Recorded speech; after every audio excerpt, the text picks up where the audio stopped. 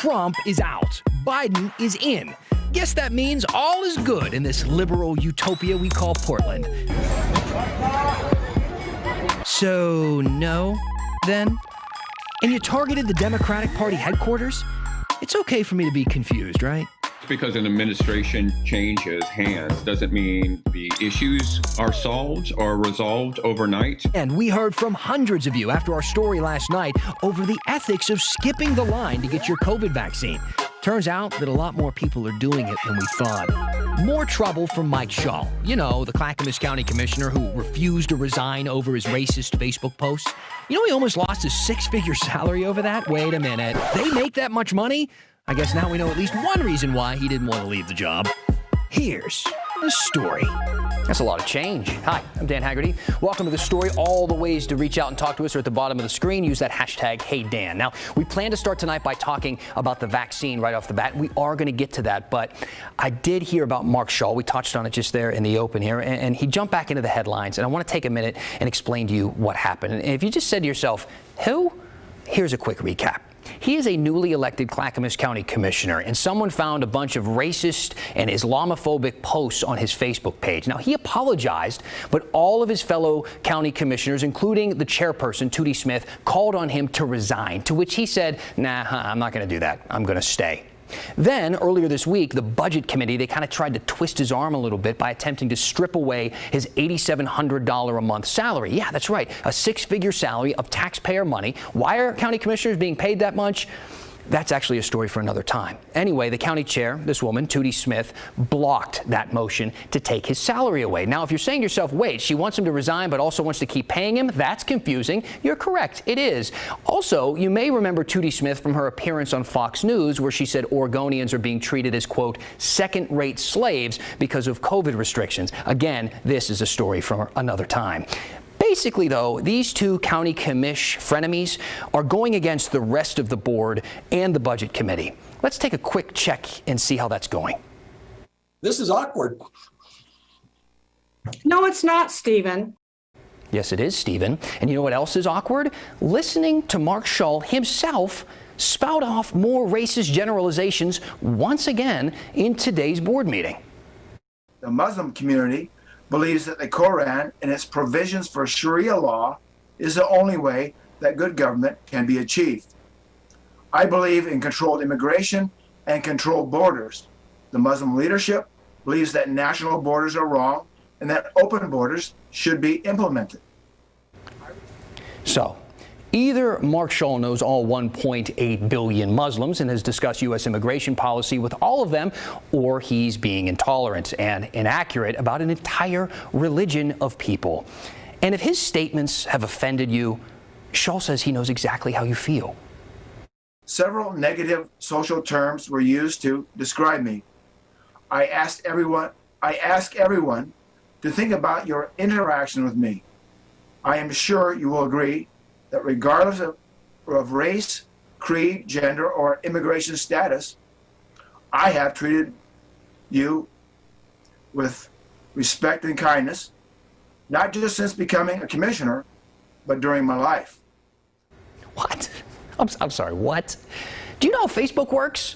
We have the receipts. Let's pull them out.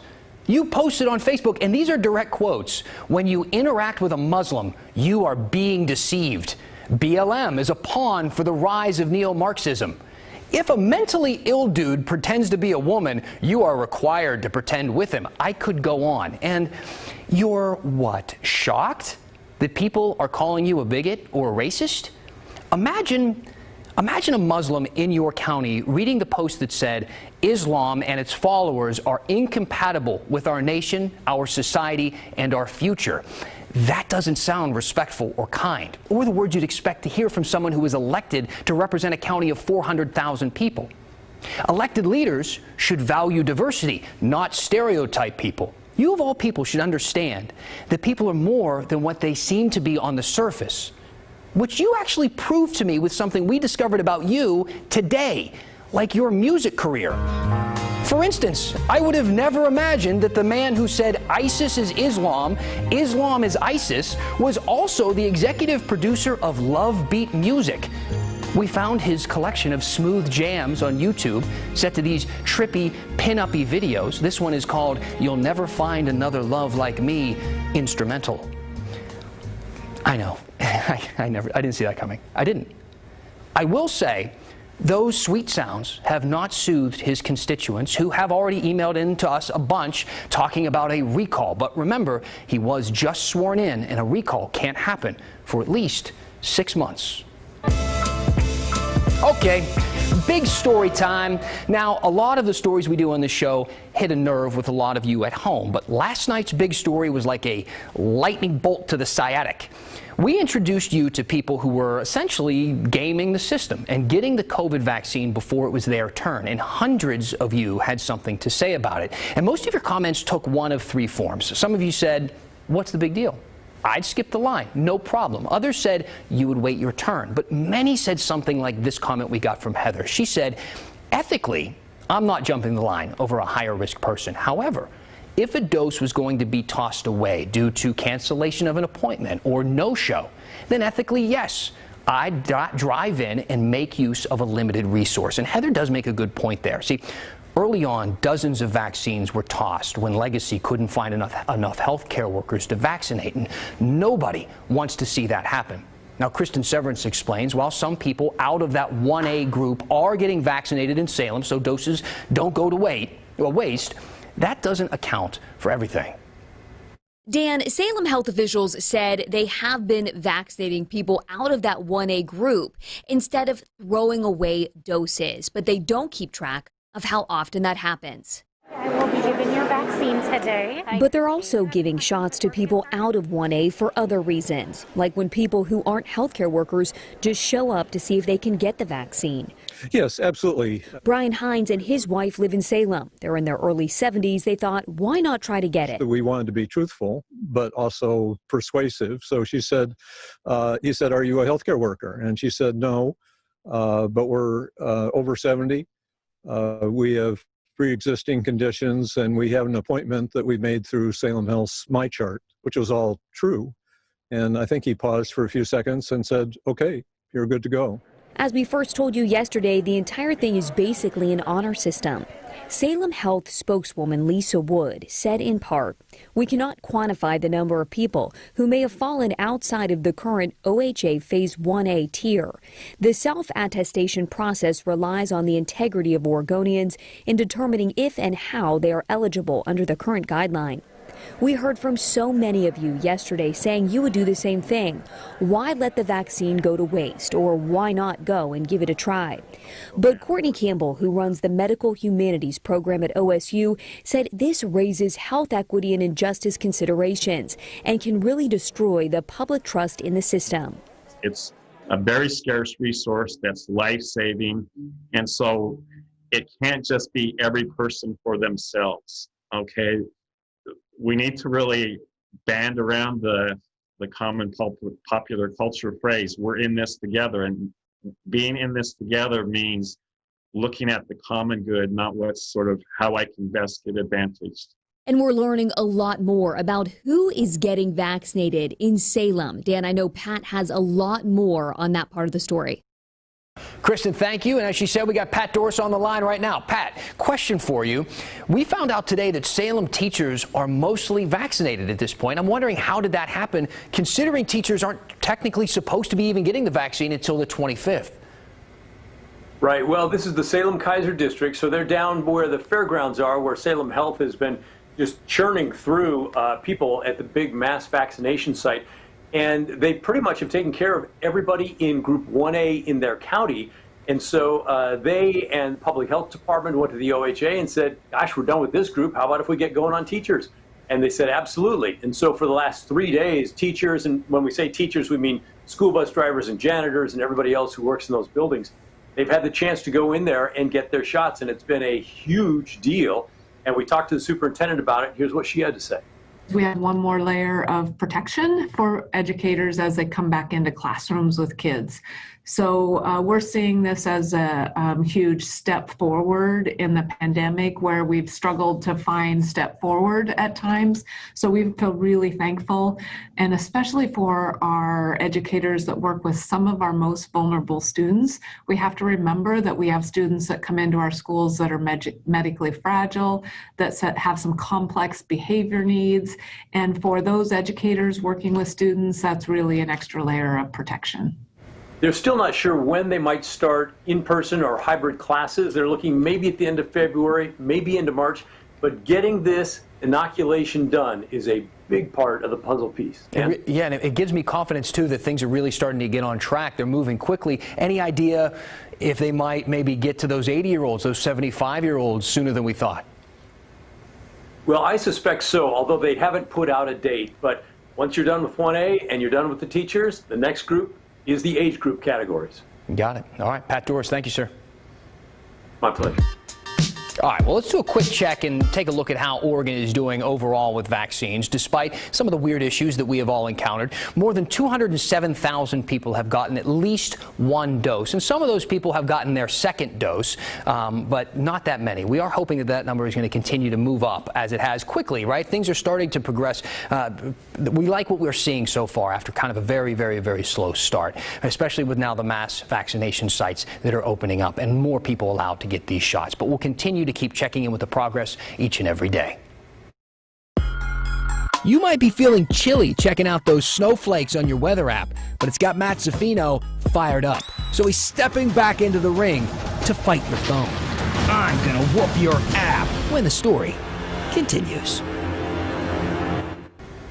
Welcome back. I was just reading through some comments, a lot about my attire, saying I only own like 3 coats. I own like 5 coats. I go back to the same well way too often. It doesn't matter. That's not what's important here. What's important is that you talk to us about more important things. Do so using thestory@kgw.com or send me a message on Facebook. Now, once again, maybe you saw this, Portland is making national news for all the wrong reasons. And once again, the headlines were all about police and protesters clashing in our streets. This was the homepage at Fox News. This is what it looked like this morning. Left-wing insurrection. I'm going to go out on a limb here and say that insurrection is going to be the media's most overused word of 2021. I know it's early. I'm a gambler. But it's not just Fox talking this way. Other big national outlets are all over what happened last night, especially the damage to the Democratic Party headquarters. And Portland is trending nationally on Twitter, where it seems a lot of people are worried about what's happening in our city, with some calling it a war zone. So that brings us to our reoccurring segment, Is Portland Burning? No, it's not. It's not. There's no window in this studio, but last time I checked outside, things were doing okay. Emphasis on the word okay, not good or great, but okay. And I'm not minimizing the damage and the vandalism and everything that we saw last night. It's awful, more than awful. And this whole city is very, very over it. You shouldn't have to live in a place where video like this has turned into TV news wallpaper. I mean, this was last night, of course, but if I told you it was last week or last month, would you know the difference? No. Though I will say last night did seem a little different because I couldn't quite figure out the motives. You know, when I heard that the Democratic headquarters got smashed, I immediately thought of the radical right. But it turns out it wasn't the radical right, it was the radical left. They seem to share this little section of the Venn diagram. Who knew? Apparently, sociologist Randy Blazak, who explained it to me like this. It's worth pointing out that just because an administration changes hands doesn't mean the issues are solved or resolved overnight. These issues have persisted through both Democratic and Republican presidents, and sometimes they've gotten worse under Democratic presidents. So it's not like all of a sudden everything has been solved because there's a new president and a new Congress. And so I think there is a need for some people to keep the pressure on that fact that these issues will continue under the Biden administration, and the fire has to be kept under the feet of those people to address these issues. A lot of the people who are the types of people who protest on the left aren't necessarily ones who are part of the mainstream political establishment. Some of them may have voted for Biden. A lot of them didn't vote at all because they don't really see any difference between the Republican and the Democratic Party in terms of who they're representing, the power behind them. Okay, so we kind of talked a little bit about what may be driving these protests, but let's turn and talk about how police handled it last night. I know that's kind of a loaded topic, but according to our field crews, police came in faster and stronger than we have seen in months. I got the details from Maggie Vespa earlier. Okay, Maggie Vespa joining us now. Maggie, of course, we've covered plenty of protests here, but can you tell me a little bit about why last night's felt different? Yeah, it really did. And basically, it's that police moved in quickly. They started making arrests immediately. And the whole thing was kind of wrapped up by about midnight. And then on top of that, there was really only one instance of damage. People smashed windows at the Democratic Party of Oregon's headquarters. That's happened before. People on the far left basically don't love President Biden. They think he's too centrist. But that was really it as far as damage is concerned. And then further, sort of a difference that we're seeing is that it looks like a lot of the charges in these cases are starting to stick. Multnomah County DA's office just sent out a release just letting people know that in 4 of the cases, he is pursuing criminal charges. And he said he's waiting basically on police to hand him over evidence tied to other cases, AKA it sounds like more charges could be coming in these cases. Got it. Well, one thing I wanted to ask you about was tear gas, because tear gas was used last night. And I was kind of confused by that because I thought the police were barred from using tear gas. Yeah, our crew had to put on their gas masks last night. Portland police addressed that very bluntly in their press release. They said basically, that wasn't us, that was the feds. And it happened outside the ICE offices along the Southwest waterfront, so that is very plausible. But they were very clear that they say that was not them deploying any kind of gas. Now, we recently heard from the mayor. He said that they were going to start really ramping up their response to this type of activity. And I'm listening to your report, and it sounds like that's exactly what happened. What's your reaction to that? Yeah, this was really interesting. So basically, if everybody remembers, we had a big protest on New Year's Eve, and there was a lot of damage at businesses around town. The next day, the mayor had a press conference and basically said he was going to step up the city's response to protests that turned violent. And then last week, I had an interview with him, and he told me that he had, since making that announcement, he had met with law enforcement agencies, local, state, federal, about ways to collaborate more and ways to gather evidence that would be more effective when they turn it over to the DA. This has kind of been the first big test since he made that announcement and since he's had that meeting. And it does seem like things are different, at least just based on last night. All right, Maggie, thank you for the report. So, earlier this week, we talked about the snowflake that you're probably seeing on the weather app on your phone and how that doesn't necessarily mean it's going to snow. But did you check it again today? This is what it looked like. That's like 1, 2, 3, that's like 35 snowflakes. That's like 6. What is it, 6 snowflakes? That's a lot of snowflakes. I guess that means it's time for another edition of Matt Zaffino versus your phone.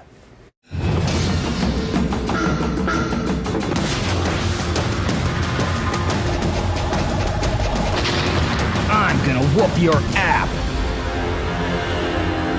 Yeah. That even sounded like me. And I did not voice that little video clip there. Come on, that was you. Yeah, I know you, dude. I know your voice. That was definitely you. I don't know how you guys did that. I really don't, but well done. The graphics department working overtime on that one. So what are we supposed to make of this? Because, I mean, 6 snowflakes, it's going to snow for like a week? Right, that's what it'll look like. But what a lot of people won't do, they'll just see the snowflake, which is why the apps can be so misleading. If you look at the high temperatures there, they're pretty much all in the 40s. And I've got that very same app for you. And now, look at it. This is the same app. I have a different color scheme on my phone, but check this out. This is just one snowflake. So in the course of whatever, 3, 4, 6 hours, whenever you downloaded that picture versus when I downloaded this, which was just a little while ago within the last half hour, it's changed. Now it's just saying one snowflake, that snowflake being on Wednesday. Yes, a morning low of 32, but a high of 45. So even if we got snow in the morning, it wouldn't last and it wouldn't cause any issues. The problem with the apps, and I don't mean to diss the apps, they provide a good service. It's easy, it's quick. And in a normal weather situation where, you know, it's partly cloudy or it's going to rain, they can be very, very useful.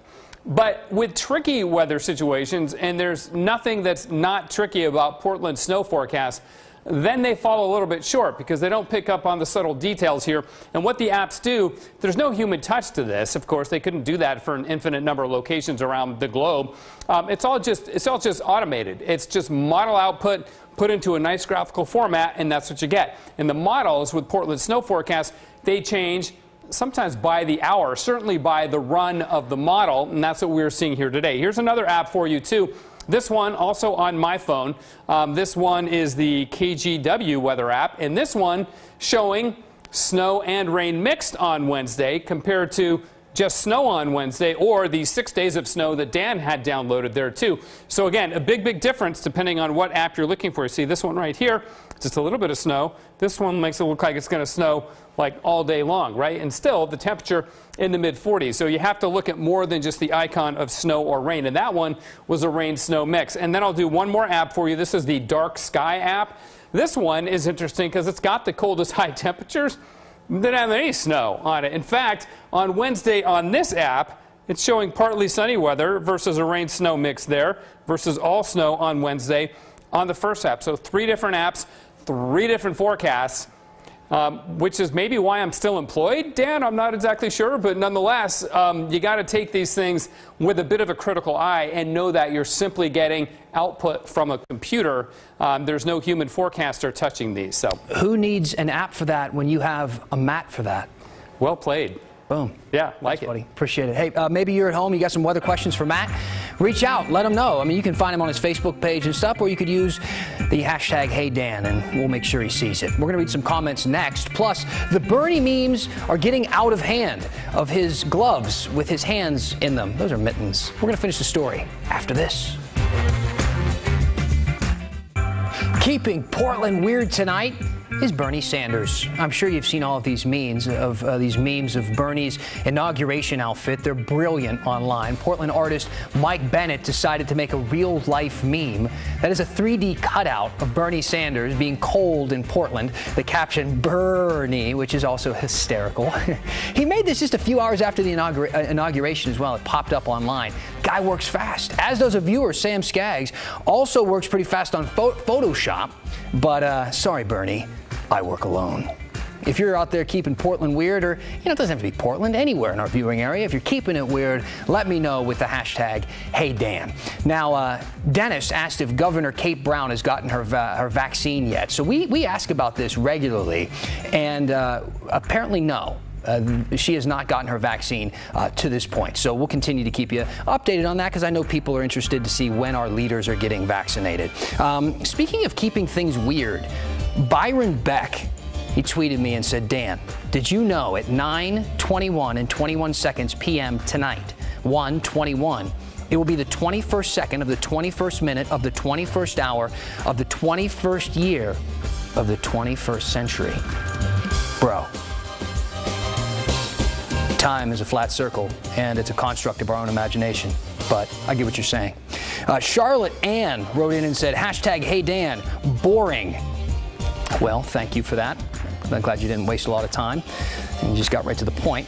And then Jay Rice said, hashtag HeyDan, anarchists are not the radical left. And it's so interesting you said that, because I kind of use that to simplify what I was saying. But when I was talking to Randy Blazak, the sociologist, today, he made that point too, because I pointed out that same thing that you're probably thinking. And it gets pretty complicated. He basically explains that this is all a circle, not necessarily a line. But we're going to talk to him more about it, and hopefully he can explain it a little better than my poor attempt to do so just now. Keep the comments coming and the questions. Keep using the hashtag HeyDan. We appreciate you being with us tonight, as we do every night. I've been getting a ton of vaccine questions, and they're pretty specific. So whenever I get specific questions, I can't really answer them at the end of the show, because I don't want to be out of my mind wrong about something. So, but these questions are things that we research, and we'll continue to try and answer them the best we can. So stay with us here on The Story. That's it for a Thursday. Let's close out the week tomorrow. In the meantime, stick around for the news at 6:30. That's next.